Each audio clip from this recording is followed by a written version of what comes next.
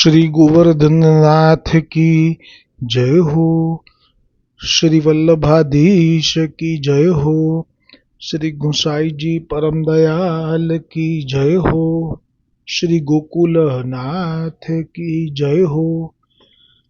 શ્રી ગુસાઈજી પ્રભુએ શ્રી મહાપ્રભુજીના નામ જે પ્રગટ કર્યા અને તે નામના વિશે શ્રી ગોકુલનાથજીના હૈયે બેસી આપે જ પ્રેરણા કરી અને ટીકાનું પ્રાગટ્ય કરાવ્યું છે, જેમાં ગઈકાલે નિખિલેષ્ટ દહ નામ આપે જે ટીકા પ્રગટ કરાવી અને તેના અંતમાં જ્યારે આપે જ શ્રી ગોકુલનાથજીને હૈયે બેસી કહ્યું કે કોઈને એવી શંકા થાય કે બધા જ ભાવનું દાન કરવા માટે સામર્થ્યયુક્ત લક્ષણો એ તો માત્ર પૂર્ણ પુરુષોત્તમમાં જ હોઈ શકે, અને કોઈ એવી શંકા કરે કે તો પછી શ્રી મહાપ્રભુજી વલ્લભાચાર્યજીએ તે સર્વ ભાવોનું દાન કેવી રીતે કર્યું, ત્યારે તે શંકા દૂર કરવા માટે શ્રી ગુસાઈજીએ શ્રી મહાપ્રભુજી વલ્લભાચાર્યજીનું નામ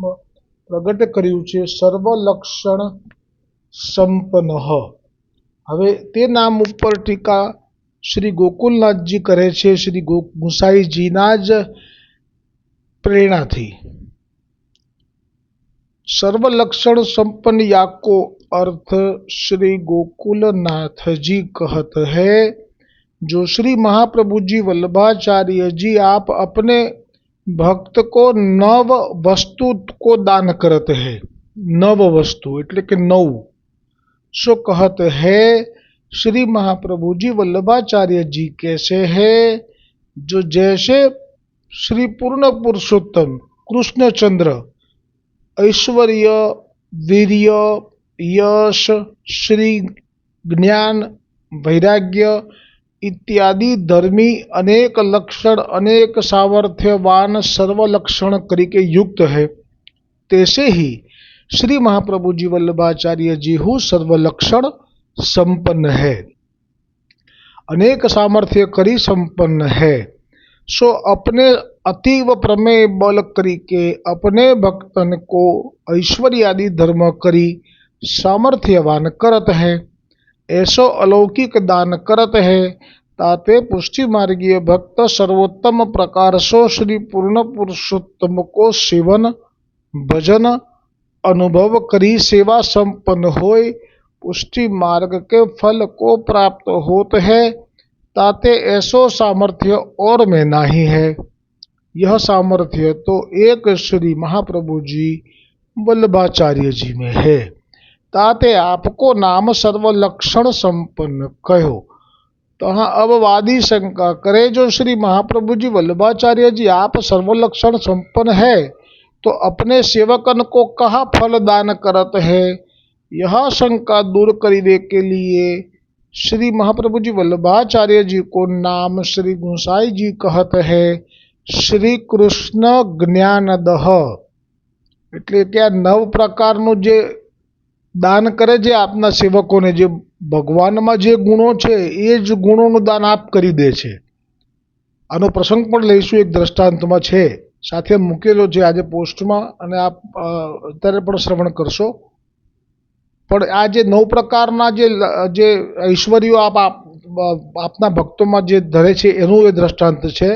પણ હવે જે આ નવું નામ પ્રગટ થશે શ્રી કૃષ્ણ જ્ઞાનદ, એ કેમ પ્રગટ થયું તો કે છે કે આટલા બધા ધર્મો જે ઠાકોરજીના એ આપના સેવકોમાં શા માટે દાન કરી દે છે.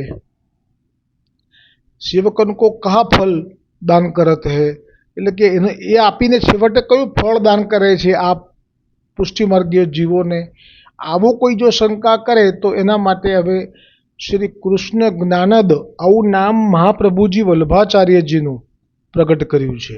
એટલે અહીંયા આ નામ એવું છે કે તરત જ આપણને અનુભવ કરાવે છે આ નામ વાંચતા જ કે શ્રી કૃષ્ણ એ જુદા છે અને શ્રી કૃષ્ણનું જ્ઞાન ધરાવનારા સ્વામિનીજી એ જુદા છે મહાપ્રભુજી. એટલે કે અને આ જુદાપણું એ જ મીઠાશ છે. વચ્ચે કહ્યું ને કે સાકરમાં સાકર સમાતા મીઠાશો નહીં સમજાશે.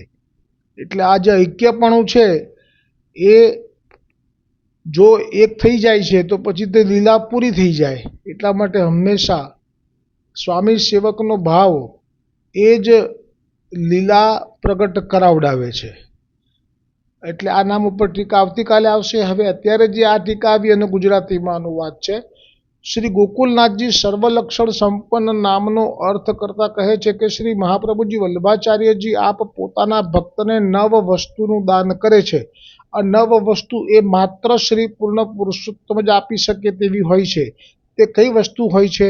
તો કહે છે ઐશ્વર્ય, વીર્ય, યશ, શ્રી, જ્ઞાન, વૈરાગ્ય વગેરે ધર્મી અનેક લક્ષણો, અનેક સામર્થ્યવાન લક્ષણોથી જેવી રીતે માત્ર પૂર્ણ પુરુષોત્તમ જ સામર્થ્યથી યુક્ત હોય છે, તેવી જ રીતે શ્રી મહાપ્રભુજી વલ્લભાચાર્યજીનું નામ, મહાપ્રભુજી વલ્લભાચાર્યજી આપનું પ્રાગટ્ય પણ પૂર્ણ પુરુષોત્તમના શ્રીમુખારવિંદથી થયું છે. તેથી આપ પણ આ નવ પ્રકારનું દાન આપવામાં સામર્થ્યવાન છો. આપ પણ પાત્રતા પ્રમાણે આવું જ અલૌકિક દાન કરતા રહો છો. તેથી જ પુષ્ટિમાર્ગીય ભક્ત સર્વોત્તમ પ્રકારથી શ્રી પૂર્ણ પુરુષોત્તમનું સેવન ભજન અનુભવ કરી સેવા સંપન્ન થઈ પુષ્ટિ માર્ગના ફળને પ્રાપ્ત કરી લે છે. તેથી આવું સામર્થ્ય બીજા કોઈમાં પણ સંભવી શકતું નથી. તેથી જ શ્રી ગુસાઈજીએ શ્રી મહાપ્રભુજીનું નામ સર્વલક્ષણ સંપન્ન પ્રગટ કર્યું છે. હવે આવા નવ ધર્મો જેનું દાન શ્રી વલ્લભે કર્યું હોય એવો એક પ્રસંગ અહીંયા લીધો છે. 84માંથી એક સેવક વસુદેવદાસ છકડા જે હતા તેમના પ્રસંગમાંથી લીધો છે કે એકલા હાથે હથિયારધારી 500 સિપાહીઓને 2 મણના લોખંડના ગોળાના લઠ વડે પરાજિત કરેલા હતા. એટલે આ બ્રહ્મ સંબંધ થયા પહેલા એમનું જે પોતાનું અંગત સામર્થ્ય લઈને આવ્યા હતા પૂર્વજન્મનું, એ આવું હતું કે 500 સિપાહીઓ જ્યારે આવ્યા એમની પાસે, કેમ કે જ્યારે હાકીમે પૈસા ઉઘરાવ્યા તો વસુદેવદાસ છકડાએ કહ્યું કે અમે નહીં આપીએ, થાય કરી લો. ત્યારે એ હાકીમે 500 સિપાહીઓને મોકલ્યા, કેમ કે હાકીમના હવે તો વટનો નાકનો સવાલ થઈ ગયો, એની ફજેતી ના થવી જોઈએ. એટલે એણે જાણ્યું કે આ તો બહુ શક્તિશાળી છે, પણ 500ની સામે તો એનું શું ચાલશે. તો 500ને મોકલ્યા. તો 500ને એકલા હાથે એક લોખંડનો, એને લઠ્ઠ કહેવાય, કે એ લઠ્ઠની અંદર ગોળ લોખંડનો નક્કર બોલ, એટલે કે વિશાળ મોટો ગોળાકાર ભાગ હોય, નક્કર હોય, લોખંડનો હોય, જેનું વજન જ 40 કિલો, અને એ એક લાકડાની સાથે એને ફિટ કરવામાં આવ્યો હોય. અને એ એવી રીતે ફેરવ્યું કે કંઈકના હાથ પગ તૂટ્યા. 500 સૈનિકોને પાડ્યા. અને છેવટે એક વખત 40 મણ વજનનો છકડો જેની પર શિલા ગોઠવી હતી એને એક જ હાથે ફેંકી દીધેલો. તે દિવસથી ગામના બધા લોકો વાસુદેવદાસ છકડા કહીને બોલાવતા. અને વાસુદેવદાસને અભિમાન વધી ગયું. પછી જે લીલા થઈ એ જાણીએ છીએ, એનું નથી સ્મરણ કરવું. પણ એમણે જ્યારે કૃષ્ણદાસ, એમનો હાથ કૃષ્ણદાસ મેઘને પકડી લીધો, કૃષ્ણદાસ મેઘન ઉપર બળ વાપરવા ગયા. પણ મહાપ્રભુજીના સેવકનું સામર્થ્ય કેવું કે આટલા બધા શક્તિશાળી વાસુદેવદાસ છકડાનો હાથ પણ પકડતા વાસુદેવદાસ છોડાવી ના શક્યા. ત્યારે વાસુદેવદાસે જાણ્યું કે જો આ સેવક આવો બળવાન તો એના ગુરુ કેટલા બળવાન. આ રીતે દૈવી હતા એટલે ખેંચ્યા. લીલામાં નંદ બાવાના ખવાસ છે એટલે ખેંચ્યા. તો પછી વલ્લભ પાસે આવ્યા અને શરણે આવ્યા, દીન થયા. અને વલ્લભે જે કૃપા કરી છે એમાં આ જે 9 વસ્તુનું દાન મહાપ્રભુજી કરે છે એવું જે આવ્યું આ જે નામમાં સર્વલક્ષણ સંપન્નમાં, એ 9 ધર્મો ભગવાનના છે. એ આપે આ વસુદેવદાસ છકડા ઉપર કૃપા કરી એમના હૃદયમાં બદલાવી દીધા.